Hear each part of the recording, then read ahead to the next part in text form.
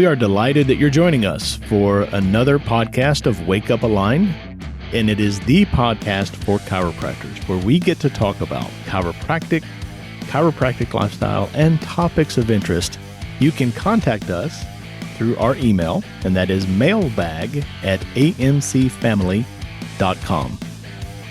We are excited to have you with us on this podcast. My name is Dr. Shannon McMurtry, and I'm here with Dr. Lisa Beighle. Would you like to say hello to everybody, Dr. Lisa? Hello, everyone. Thank you for having me on today, Shannon. My pleasure. Always a pleasure to have you. And Dr. Lisa, we are going to do a different type of podcast today. Normally, we have a podcast that has a central theme, and we explore that theme, and there's enough content to justify a full podcast. But I've got about 3 or 4 nuggets of information, golden nuggets, that I can't make into a full podcast, but I'm tired of sitting on. So I wanted to have a potpourri podcast or a golden nuggets podcast. And of course, I asked you to join me on this to get your perspective on it. I'm kind of excited about it. I don't know how it's going to go. We've never done it before. So listeners, if it doesn't go well, you can blame Dr. Lisa. And if it goes well, I'd be happy to receive your emails of congratulations. So let's jump into this, Dr. Lisa. First thing I want to talk about is an advanced recall procedure. So we have some listeners who don't know what our recall procedure is. We'll walk through the basics first, and then we'll talk about this more advanced or different way to look at it. So the way a recall works in our offices now is you have patients who have not been in a while. That could be 3 months, 6 months, 3 years, whatever. You've got some sort of time frame that you're looking, and you're running a report. Oh, we haven't seen these people in this amount of time. Let's reach out to them. And in our system, that is typically what we call a recall. We're calling that patient up, not to work them back into the office, but just to put our office back in their mind and let them know that we care about them and that they're on our mind.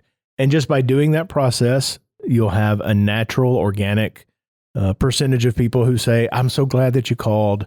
I've been meaning to get back in, that kind of thing. And it works. It's not a procedure that needs to be changed or modified or improved. But I think there is a way that we can have that going all year long without constant calling. Okay. So I'm going to call these not recalls, but former patient touches. And I was thinking about my own life, Dr. Lisa. Like, I've had a recall from a dental office, and when I got the call, I was like, oh, that was so nice of them. And then like 30 seconds later, boom, it hit me. Wait, I was just on their list, right? I didn't get any other kind of follow-up. I never got a birthday card, anything. I quit going to that dental office, changed to another, not because of that, but I realized shortly after I hung up the phone, I was just on somebody's list. It still felt good in the moment. It would have been much more effective for that office had that moment been followed up by other moments. So when I'm talking about touches, I'm talking about 3 or 4 contacts over a calendar year. And I wouldn't do them all the same, right? I would vary it up a little bit. So I was thinking like ideas of, yes, a phone call to like put that name, clinic name back in their mind. I was thinking of a birthday card, but not the birthday card that my insurance agent sends me, where it's just pre-printed and he signs his name. If I'm going to send a birthday card to you, I'd like to try to make it something specific. Mention something about the cool tennis shoes that you wear, Dr. Lisa, or your smile, or, just referencing I get in trouble when I call it a cabin, the mansion on a hill that you live. That embarrasses you. That's why I say it. The mansion on the hill out in the forest that you live in. I want to make it specific, right? I want to let you know that we're not just doing this because your birthday appeared on our calendar, but there's intention behind it. I think another possibility for a touch is just a thank you note. Could be the anniversary of when they first started the first consultation they had with you. Could be the anniversary of their results. Could be the anniversary of their referral that they came in, that they brought in. And again, try to make it specific. Try to mention something that happened in the office, a conversation, a need behind the need, a treatment goal. Maybe it was something funny that happened because I was adjusting them and I split my pants or something. And like, I'll never forget that embarrassing day I split my pants when I was adjusting you. Again, we try to make it a personal touch, not an impersonal touch that's just meeting a checklist. Okay? A couple of other options you might want to think about are invitations to special events like appreciation days or referral events in the office. Ladies' night out, fill the bus campaigns, whatever it may be. Christmas card, holiday card, sure, that might be a touch. I wouldn't do all of these. Again, I'm thinking about 3 or 4. I think we have programs, Dr. Lisa, that can send texts out to patients and be automated. And that might be a good touch, right? Just to get a text, get it a different platform, a different mechanism of communication. And then email, like an email blast, something exciting that's going on in the clinic or something more tailored to that patient. But the idea here is to not just have a phone call placed randomly or once every 2 to 3 years when we're working on this in the office, but make this a legitimate, we miss you, we care about you, we're expending effort to reconnect with you. Okay. What are your thoughts about this? Like taking that procedure and just adding some other layers to that? Dr. Shannon, I don't think you can ever go wrong with handwritten anything. Mm-hmm. And sometimes it's as simple as just wanted to let you know you came to my mind today. Oh, there you go. Yeah. I hope you and your family are doing well. Sure. And sign it. We have a lot of success with anything that's handwritten, Mm-hmm. whether it's a blank card that I write on or something we all sign, and also text. Now, you can make the text templates, yes, Mm-hmm. but we try to personalize them to Sure. that person, that each individual person. So we're not sending out 50 texts that are all the same. So Mm-hmm. that's a trap that you do not want to fall into. I've actually seen former patients on Facebook Okay.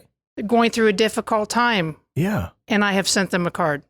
You go. Hey, you came across my feed today. Yeah. I just wanted to let you know that I'm praying for you. Oh, that's awesome. So you just have to look for ways to make people feel special, and eventually they will come back around. That's awesome. I didn't even think about the Facebook social media stuff because I'm not on that type of platform. So that's a great idea. And you don't respond on Facebook. No. You go the extra mile, handwritten. Yes. That's a really, really brilliant idea. As a listener, if you like what we're talking about, don't make it the same thing every single year, right? Keep it fresh. Add to your list of touches, right? Have 8 or 10 of these that you might be able to do and keep the communication going, make it sincere, make it specific, show some legitimate effort, but don't do the same things year after year at the same time year after year, right? Keep it fresh. Okay. So very easy concept. Like I said, it's one of those golden nuggets.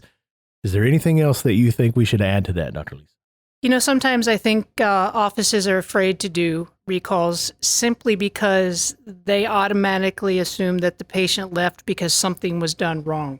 You know what? Lives happen. Mm-hmm. Things happen to us. Things happen in patients' lives. And sometimes it's just a matter of casually falling through the cracks. Nobody is at fault. There was no particular reason. So we have to make sure we get past those negative thoughts in our mind and we go ahead and reach back out to those patients. I mentioned the dentist, and that's exactly what happened. The dentist had a front desk person that I didn't jive with so well. Apparently, nobody else did either because she didn't last very long. But it kind of left a bad taste in my mouth. No pun intended at the dentist office. And I didn't go back. And I got the recall. They were trying to pursue me, that kind of stuff. And again, I liked that. I felt like they were coming from a sincere place until I realized it. But I didn't leave the office because I was disgruntled with the dentist. I didn't have a problem with the care. I didn't think the care was too expensive. I didn't think I didn't need the care anymore. It was something that became an issue with the personnel. And then I kind of felt guilty that I allowed that to, and then that guilt is what kept me from coming back. Absolutely. So Absolutely. if we lower the bar of that, that's naturally going to allow people to come back in with grace, right, and dignity. So, all right, love it. Anything else on that one? No, not at the moment. All right, next golden nugget. We have a concept that in our system, AMC, that we build a relationship with our patients, and it's important for us to understand that patient, not just the physical symptoms, but what's going on behind the scenes, what's going on that's motivating them to get this help. I know that our listeners, as well as you and I, have had the patient who's had the off and on problem for 30 years, but now they're begging us, I just need some help with this. All right, so what's different today, right? That's always the question that comes up. Well, that motivating factor for care is something that we call need behind the need inside of our system. And it's basically the emotional component. Where does this patient think they're going to be in the future if this continues? Okay. What I want to share as a golden nugget point on this is understanding the need behind the need from the patient is really important for the patient, right? It's important for them to be able to verbalize and express, yes, I'm hurting today, but I'm really concerned about where I will be, because the value of the care is found in the future. It's not found in the problem of today. And one of the things that you can do the best for your patient, and one of the things that they'll appreciate the most for, is what you've saved them from instead of what you've done for them. And chiropractors, we tend to think about the very short term, the adjustment today, the next 2 weeks when we expect them to turn the corner. We don't give a lot of consideration to next year, 3 years, 5 years down the road, because our assumption is they're going to be better and improved and that kind of stuff. But that's not the patient. So it's important for the patient to be able to articulate that. It's important for us to receive that. I do want to give you a cautionary piece of advice here, listeners. The patients may not offer that up right away. Right? There is a tendency to minimize when you ask about that, because they think of a minimum problem equals a minimum solution. So you have to gently dig and discover in your own way, if possible. So if you can get that from the patient, you can have that understanding. This is where the magic happens from a chiropractic intention standpoint, at least from my point of view, Dr. Lisa. I've always worked harder for those people that I knew they were really up against something. Like, I don't want to have a surgery because I saw my family members have it and I'm scared to death. If you can't help my headaches, I've got a shotgun at home that will. Like, I've got a special needs child at home, and I'm the only person able to give care to that person, to take care of them. I always found that I worked harder for those people. They were on my mind more. I was willing to go above and beyond. And I work hard for everybody, at least I like to think that I do. But those people had a very special place in my heart. And I still remember those people. And I still remember those need behind the needs 2 decades later. So you're nodding your head a lot over there. I want to give you an opportunity to add value there. You know, I totally agree with you, Dr. Shannon, but for the doctor also, knowing the need behind the need keeps it from being just another headache or just another case of sciatica, because whether we want to admit it or not, if we've been in practice for a while, it can get kind of like a routine. It's another back pain. It's another headache. But when you know the backstory from that patient, it keeps it real for you. Yeah. It makes you realize what an impact you're making, not just on the headache of that patient, but they can now do A, B, and C because they feel better. So for me, it's important to know that. So it's just not another condition. It keeps the person in front of me. Absolutely. Absolutely. I found, Dr. Lisa, that's still true for me today, working with clients, chiropractors. Like, once I know their need behind the need, like, I'll forget their market. I'll sometimes forget their name. I always remember their face, and I always remember their need behind the need. Even if it's been several years, like, yeah, when she started 10 years ago, it was really important for her to give her son an opportunity, right? And really do something on her own so that she could prepare her son. Or he came because he had a family depending on him and he had a lot of pressure, and he took that responsibility very seriously. Or she had a calling to work with children or moms or, whatever it may be. Like, I still remember those moments. And I think I really do think that's by design when you have the heart to help people, because the more they let you in, the more you're connected with that. And that's good stuff, right? The patients feel it. Even if you're not reminding them that every day, they know that you are resonating on their wavelength because they feel that, right? I'll never forget, we had a patient who did well under care, dropped out of care as sometimes they do. And I just happened to bump into that person 5 years later. And God was with me that day, right? I hadn't had any thought about that patient. But as soon as I saw his face, I thought of his need behind the need. And I said, I went up to him. I said, "Do you recognize me?" He goes, "Oh, yeah, you're Dr. Mack. How you doing?" "I'm doing well, blah, blah." I'm like, "I'm glad you're doing well because I'll never forget." And then I shared that. And you could just see his expression was just like, wow. Like, that really impressed him, and I wasn't doing it to impress. So there's my next golden nugget, everybody. Invest in that need behind the need. Don't look at it as a technique to make a sale or make a close. Don't look at it as something that's artificial. It's real. It's needed. It's helpful. And man, is it powerful when you get that with the patient. You have anything else you want to add on that, Dr. Lisa? It's all about going that extra mile and making the connection with the patient on something that's very important and valuable to them. Very good. Yes, ma'am.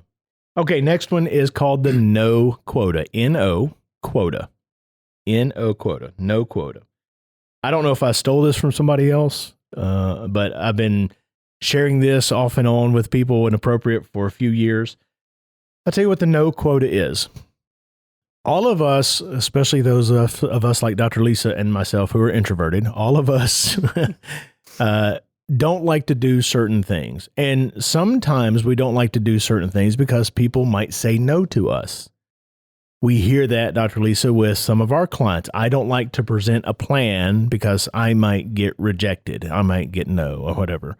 I don't like to reach out for marketing because I'm afraid people won't say yes to me at the event, or I may not even get a yes to do the event.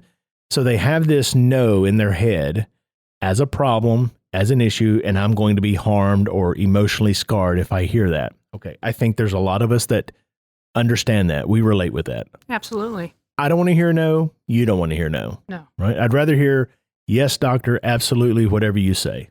I wish if everybody would say that, what a great world it would be, right? Now, we understand that there's fear of no and nobody likes it. But here's the interesting thing. When you look at somebody who does it in spite of that fear, they just take courage and persevere, they push through. Over some amount of time, and I don't think it's the same for everybody, the no's lose their sting. Like, I'm hearing no's and this no longer affects me. Like, I'm immune to it. I have thick skin, whatever. When you reach that point, something very special happens. Like, you get out of your own head, you get out of your own way, you can do the thing that used to make you scared because no is no longer part of the apprehension. Whatever that count of no's are, from being scared or nervous to that moment that it no longer affects you. 150, 1,000, whatever the count is, I'm going to call that your no quota. Once you meet that quota, you're immune. You're impervious. You got your beekeeper suit on, the stings no longer get to you.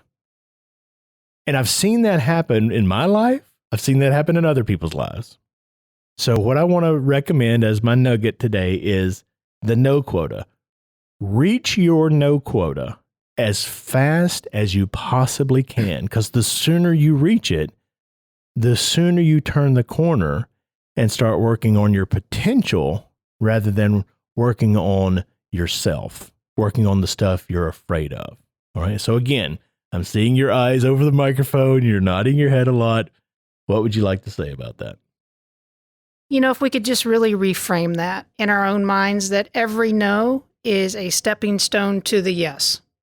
And without those stepping stones, you're never going to make it to the yes. So every no is one step closer.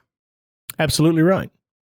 Now, I think men might have, or young men might have a leg up on this, because when young men are trying to get dates, they have to be bold with that. And sometimes, especially if you have my physical gifts, you hear a lot of no's, right?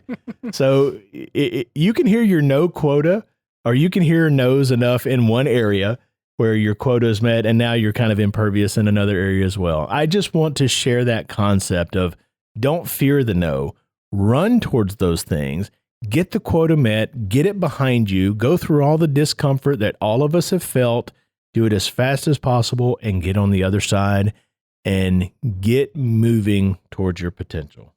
Okay. All right. Last nugget for today. Last nugget. You're doing well, Dr. Lisa. I appreciate that, Dr. She hasn't passed out over there, everybody. She's not sweating too much. Whatever. She's taking lots of drinks, but she's not sweating. So last one for today.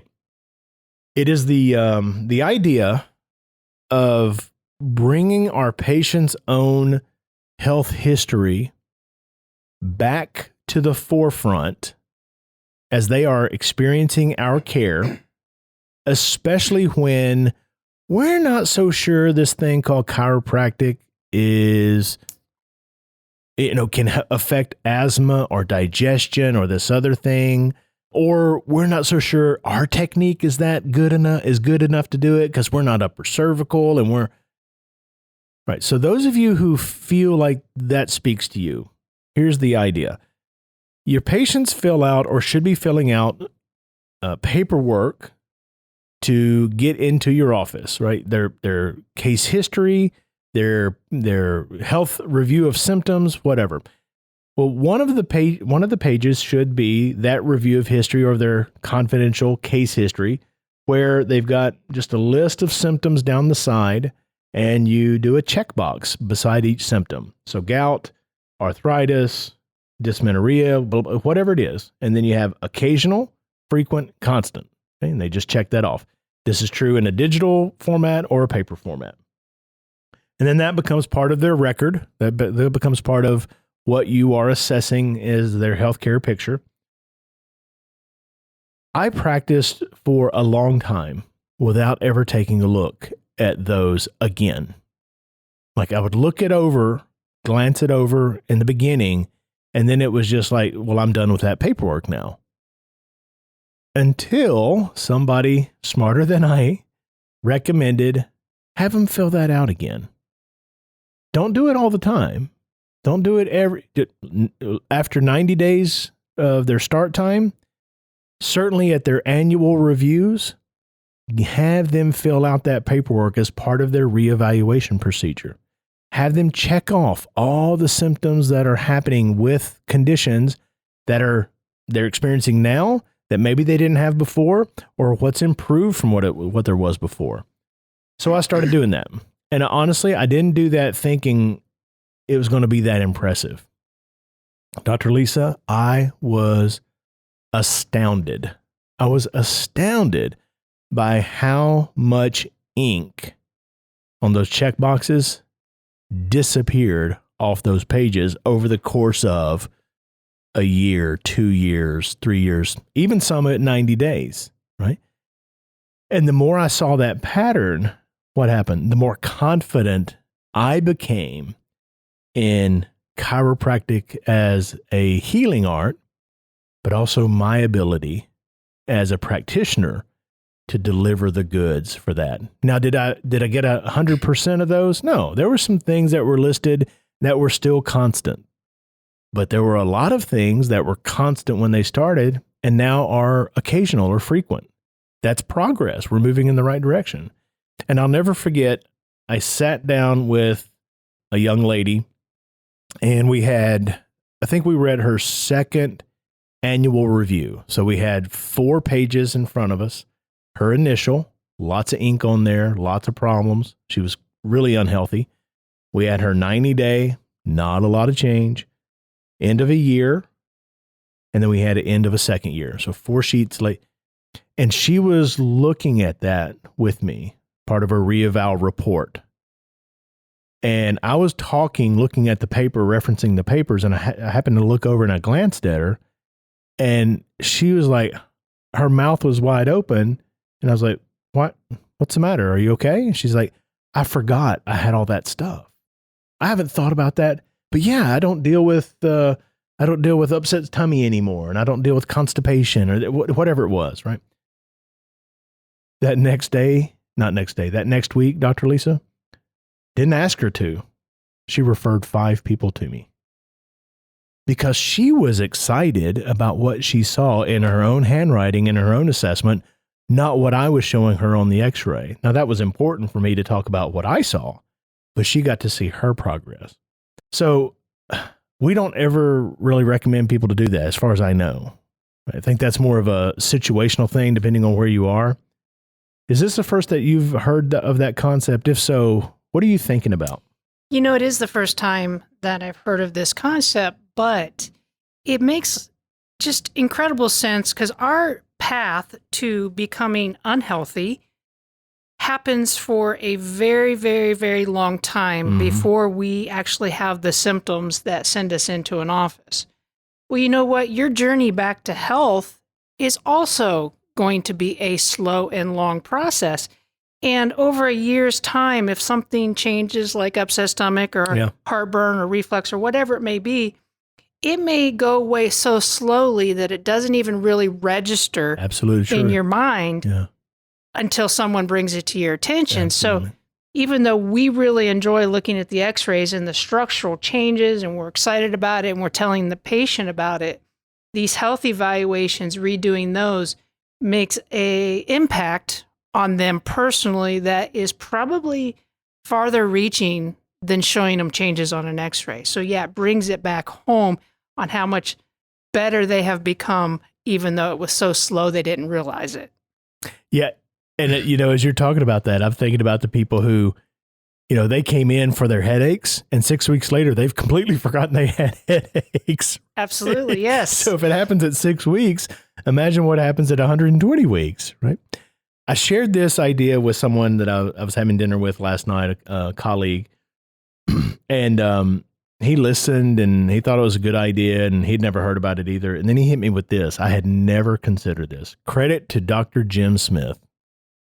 He said, yeah, what if after you did that, you brought out their family health questionnaire? Now, if you're a listener and you don't know what that is a genetic history, kind of a genetic predisposition to things, because you're assessing this person's mom and dad and siblings and that kind of thing. Okay. And it has value as a genetic kind of indicator of where this person is from a DNA level, but it also has value because there are things on there that you as a chiropractor can absolutely help with.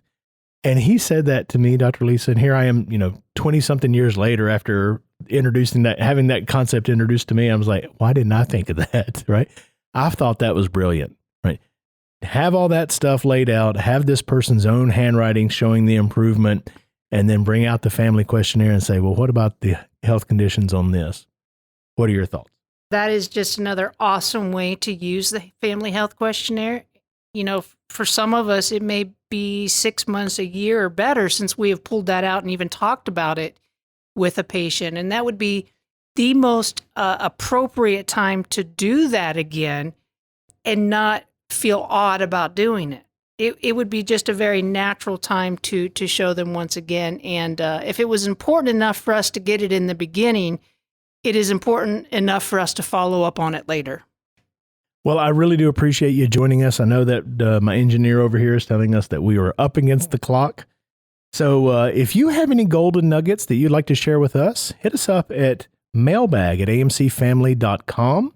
If you have any questions or ideas for future shows, we'd be happy to hear that. And certainly, if you want to find out if AMC Align can help you in your practice, your career, We'd absolutely love to have that conversation as well. So, Dr. Lisa, thank you again for joining me on our inaugural Golden Nugget podcast. I appreciate that. My pleasure. All right. And I look forward to spending some time with you listeners again in the future. And your golden nugget is to join us again on the next Wake Up a Line. Until then, God bless. Follow our show. You can share it with friends, of course. And we'd love for you to contact us at mailbag@amcfamily.com. In addition, you're always invited to attend or join us at a summit. Of course, registration is required. And we would love for you to check out the loads of free content we provide to social media every single week. Until next time.